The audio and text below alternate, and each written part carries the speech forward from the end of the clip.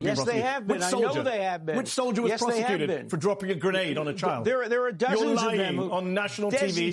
Piers Morgan can come back on the next episode and tell everyone that you're not telling the truth. Dozens of them have been prosecuted. Not a single Israeli soldier has been prosecuted for deliberately killing a Palestinian child. That is a lie. A demonstrable lie. Everyone watching right now.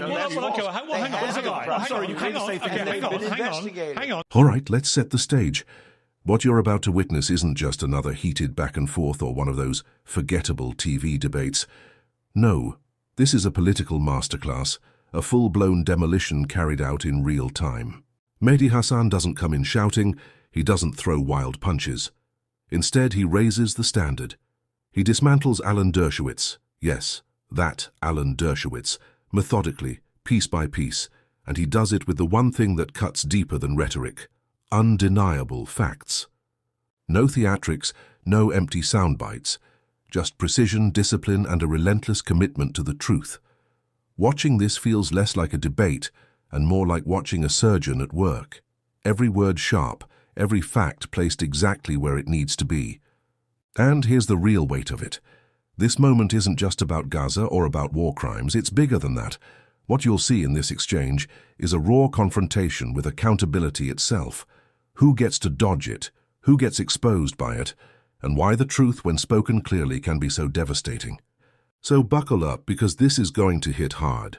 Before we dive into the full story, comment where you're watching from and don't forget to like and subscribe so you don't miss the next one. Now let's roll the clip. And once it's over, I'll break it all down and give you my take. Yes, they have been. I know they have been. Which soldier was prosecuted for dropping a grenade on a child? There are dozens of them. You're lying on national TV. Piers Morgan can come back on the next episode and tell everyone that you're not telling the truth. Dozens of them have been prosecuted. Not a single Israeli soldier has been prosecuted for deliberately killing a Palestinian child. That is a lie. A demonstrable lie. Everyone watching right now. Hang on. Just to be clear, Alan, what Mehdi is saying is that no Israeli soldier has been prosecuted for deliberately killing a Palestinian child since this war began. Is your information different to that? Absolutely different. I know for a fact because I was involved in the negotiations with the International Criminal Court, and I arranged for Khan to come to Israel and see the evidence of what has been done, how people have been prosecuted, how the Israeli legal system has been responsive. So I have all the data and all the information. Name them. Come back on this show and name those soldiers. It's true that they've been prosecuted. Come back on this show, Alan, and name those soldiers. I challenge you. Now, I'll finish my point. You interrupted me. Hold on. You interrupted me. I never interrupted you. You've interrupted me twice now on this show. I didn't interrupt you. You did, actually. You interrupted to make false claims. I did ask Alan a question. Well, let me finish my point. Actually, my second point, Piers, was to you. I dealt with the Gershon Baskin and the deliberate killing of kids. They just killed 6 kids queuing up for water. I was about to talk about yesterday. They killed 9 kids queuing up for nutritional supplements last week. Stop interrupting, Alan. Everyone can see you do it. And it's under investigation. Stop interrupting, Alan. Otherwise, I'll do it to you and you really won't like it. Piers, let me make my point to you that I'm trying to make. You mentioned the New York Times. I'm glad you've mentioned the New York Times several times. The New York Times piece, the long piece, has a lot in there. 2 important points for you, Piers. I've been coming on the show for over a year talking to you about Gaza. Last April and July, the New York Times reports that Netanyahu's own generals told him, there's no military strategy left. There's nothing more we can do. Stop this war. Netanyahu overrode them. So when I was on this show and you were telling me, of course, they're just defending themselves. What else should they be doing?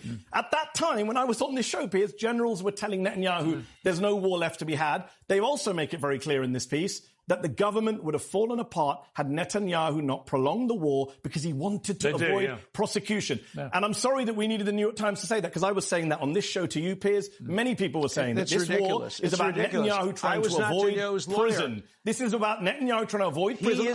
I know Alan is an expert on criminals. He's defended some of the worst criminals in the world. Lawyers do defend criminals. Well, he defends some of the worst people. Netanyahu. Yeah, but lawyers... No one forced him to defend these lawyers defend Piers, no one forced him to go volunteer to defend Benjamin Netanyahu. You can't make aspersions against lawyers. I can actually. I can say you don't need... You don't need to... It's not very credible to do that. Really? Lawyers do their job. Hold on, Piers. Somebody forced Alan Dershowitz to defend Netanyahu. He said he's proud to do it. No one forced him to do it. Which criminal should he defend? I'm proud to do it. You're proud to defend Benjamin Netanyahu. He's a criminal lawyer. You're proud to defend Benjamin Netanyahu, Donald Trump, Jeffrey Epstein. You defend the worst people in the world. I was proud. Okay. Yes. And I was proud to defend Bill Clinton, and I was proud to defend Ted Kennedy. Right. I've defended people, and I've also defended Palestinians who were charged with offenses in Israel. I've also defended Palestinian students at Harvard who wanted to put up a Palestinian flag. Have you defended Netanyahu's corruption trial? I think you've only defended his war crimes. But you know what, Mehdi? I do think it's a very lame. No, I've been involved in his corruption trial too. It's a very. I've always felt, and a lot of people try this with Alan Dershowitz, because there are lots of things you can argue with Alan about what he believes. But when people go ad hominem about him being a lawyer defending bad Piers, people... Well, I'm going to respond now since most criminal lawyers I've ever met at some stage defend pretty dodgy people. Piers, look at that. It's their job, literally their job. We're looking at our cameras. Look at your camera and say honestly that you would say to Saddam Hussein's law or Slobodan Milosevic's law or Vladimir Putin's law, you wouldn't say a word about people who choose in the West to go defend those people? Yes, you would. It's just you give Netanyahu a pass. I see him in the same league as Saddam Hussein, Vladimir Putin, Slobodan Milosevic. If a Westerner chooses to go defend these people, no one forced him to. I'm going to question their moral judgment. Do they have a right to defend? Of course they have a right to a defence. Then they should have a right. But no one forced. Well, hang on. Then they should have a right to have a lawyer defending them. Of course. You understand that? Understood. That's how the legal system works. So if a British... justice Hold works. on, Piers. If a British lawyer volunteered to go defend Putin, you wouldn't cast any moral aspersions on them. Don't lie, Piers. You know you would. So just to be clear, who should Alan be defending? Give me some criminal names.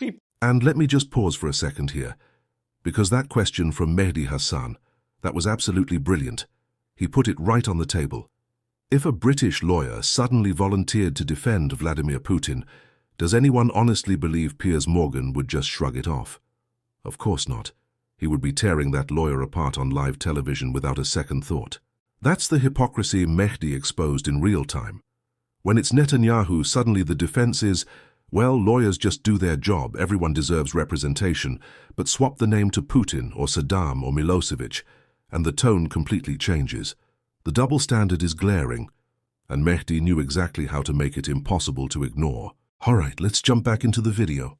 In New York, people wherever he lives. Which criminals? Why does he have to go defend Netanyahu? Give me some names. Hold on. Why does he have to go defend Netanyahu? I do have. I think it's a crazy attack. I look at vile people and I wonder, why would you volunteer to go defend that person? Because they're lawyers. Anyway, let's move on to the more substantive part of this. So, I mean, Alan, this incident that Mehdi referenced, the strike on a water distribution point at a Gaza refugee camp that killed 10 people, including 6 children, wounded 17 more. The IDF said it intended to hit an Islamic Jihad militant, but a technical error caused the missile to miss its target. But, having technical errors that wipe out 6 kids in a refugee camp at this stage of this war. Terrible. And these stories are coming every day now. How does this end? War is hell, and these kinds of accidents happen all the time. Many Israelis have been killed by Israeli-friendly fire. Many, including a relative of mine who was killed by friendly fire. Accidents happen. Israelis immediately announced that they would investigate, and if warranted, it might have been a pure accident, but if warranted, there'll be prosecution. Israel prosecutes its own criminals, and it does it all the time. And, of course, Hamas rewards them. The Palestinian Authority pays terrorists to kill, pay for slay. There's an enormous difference. The United States government had many cases of accidental killings during every war we fought. And the difference between a democracy and a tyranny is that in a democracy, you investigate. And you investigate. Alan, before I go back to Mehdi, just on a profound level, I ask you this question. In what way is it remotely proportionate that Israel has now killed anything between 70 and 100,000 people on the Palestinian side, of which, let's say a quarter, maybe a third are Hamas terrorists? We don't know. But let's say that is the proportion of that number that have been killed, which means maybe 60,000 civilians have been killed. In what way is that remotely proportionate to an attack that killed 1,200 people?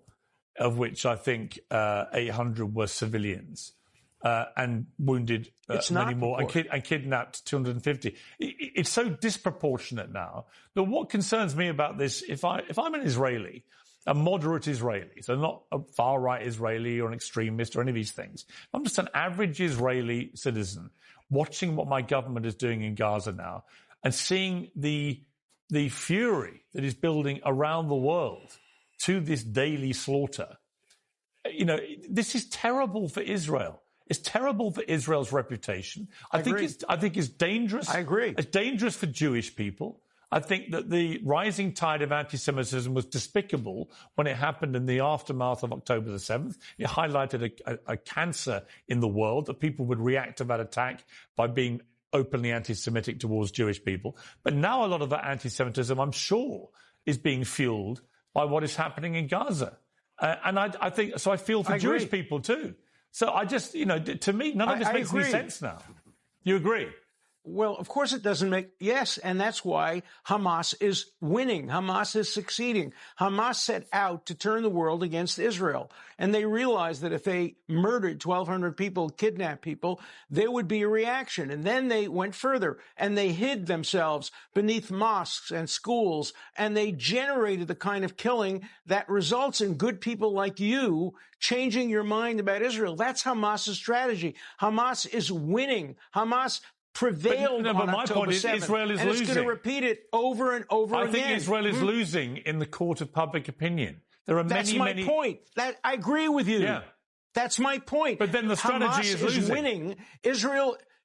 What's the alternative? The alternative is to of course, let's stop the war, and Israel has offered to do it. Just today, Israel put an offer on the table that has been rejected. The point that I want to make, let me just finish my point. The point I want to make is Hamas had a strategy. We know there are capture documents that say it. That is, get Israel to kill as many Palestinian civilians as possible, and it will turn Piers Morgan against Israel because he's a good and decent person. And the good and decent people in the world on college campuses will turn against Israel. That's Hamas's strategy. We can't let it prevail because if we do, they'll do it over and over and over again. Alan, just to be clear, I haven't turned against Israel. I've turned against the current... I want to be very specific because people love to throw around these phrases. I agree with you. I apologize. I agree. I've become increasingly critical of the Israeli government's strategy in Gaza. That's my specific position.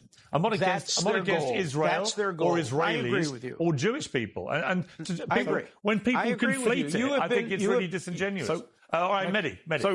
I agree with you, and I apologize for any implication to the opposite. But that has been the strategy. They're prevailing, and we can't let that strategy succeed. Alan, that is always the terrorist strategy. It was the strategy of Al-Qaeda. It was the strategy of ISIS. So that's right. Yeah, but that's right. And the United States overreacted too. Let me get Mehdi's response. Mehdi.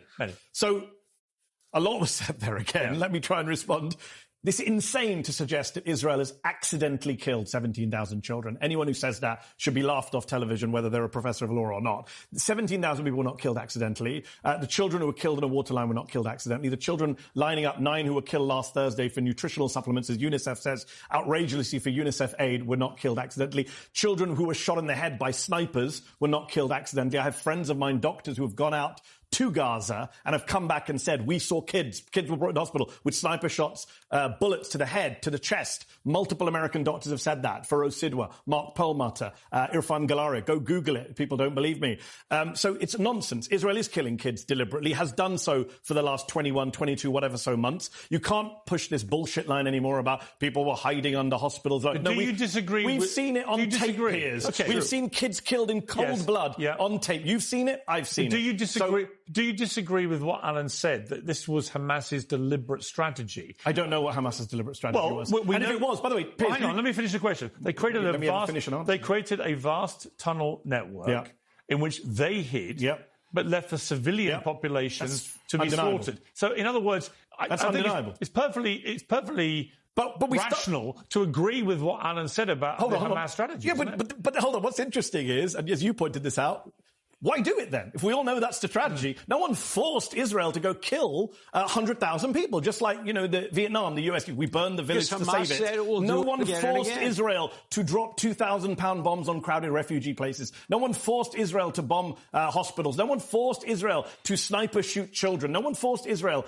to kill women holding up white flags, as we saw on tape with our own lying eyes. No one forced Israel to do any of that, which is why Karim Khan, the chief prosecutor, which is why the ICC judges all said Netanyahu and Gallant need to face war crimes charges. A corrupt prosecutor. Theodore, hold on, just to be clear on this. I know this propaganda is coming out. Theodore Myron who is a former chair of the International Tribunal on Yugoslavia, a former Rwanda tribunal judge, former legal advisor to the Israeli Foreign Ministry, former Israeli ambassador, Theodore Marin, 94 years old, descendant of Holocaust survivors. He advised on that indictment and said, yes, Netanyahu should be indicted on the basis of all the evidence I've seen. He knows far more about war crimes than you do. And let me finish my other point. Piers, you keep saying... No, yes, he does, actually. I know him. Well, you haven't chaired an international... Alan, you have not chaired an international tribunal on war crimes in Yugoslavia. He did. This issue. So, I've written books about it. Great. I've written a new book He actually about prosecuted it. war criminals, and he's not corrupt. He's a Holocaust survivor. He's a 94-year-old Israeli-American Jewish... It doesn't mean he knows more about war crimes than Alan Dershowitz. Yes, he does, actually. Somebody who's prosecuted war crimes, Piers does. And let me finish my other point. That was devastating. Absolutely brutal. What Mehdi just did in that exchange wasn't your typical debate sparring. It was something far deeper. It was exposure. It was the stripping away of excuses and pretenses until all that's left is raw, uncomfortable truth. And let's be real here. We shouldn't even be surprised anymore. Mehdi Hasan has built his entire reputation on moments like this, moments where he doesn't just challenge the narrative, he slices right through it. He has this ability to take the noise, the spin, the carefully constructed talking points and cut straight down to the bone. And that's exactly what he did with Alan Dershowitz. Now here's the hard truth that nobody can dodge. What we are witnessing in Gaza makes no sense on any level. Not morally, not strategically, not humanly. That old defense line, Israel has the right to defend itself. People leaned on that for months. But at this point that shield has shattered. That narrative collapsed weeks ago. Because look closer. This isn't self-defense anymore. This is something darker, something far more deliberate. The scale of destruction, the sheer number of civilian lives erased. It tells its own story. And for anyone with even a shred of objectivity, for anyone willing to watch with clear eyes what's unfolding, doesn't just resemble a war. To many it looks and feels like genocide, and no amount of spin or legal gymnastics can erase that reality. And here's the part that truly breaks me. The way we talk about this now, like it's just another news update, another statistic scrolling across the bottom of the screen. X number of children killed today. But stop for a second. Those aren't numbers. They're children. Real children. Living, breathing, laughing one day. Gone the next. And yet the world repeats it back as if it's routine, as if it's the weather forecast or traffic updates. That's how numb we've become. I was speaking with my parents recently, and I said, I don't understand how we've reached this point. How can we look at flattened cities, at grieving families, at fresh graves being dug for kids, and just move on like it's business as usual? It's not normal, it can't be normal. And if we ever start accepting it as normal, then something inside us has already been lost. But I want to hear from you. Share your thoughts down below. Let's keep this conversation alive. And if this resonated with you, do me one favor. Hit the like button, subscribe, and help push this message to someone who needs to see it. So until next time, this has been The Whip Line. Thanks for tuning in.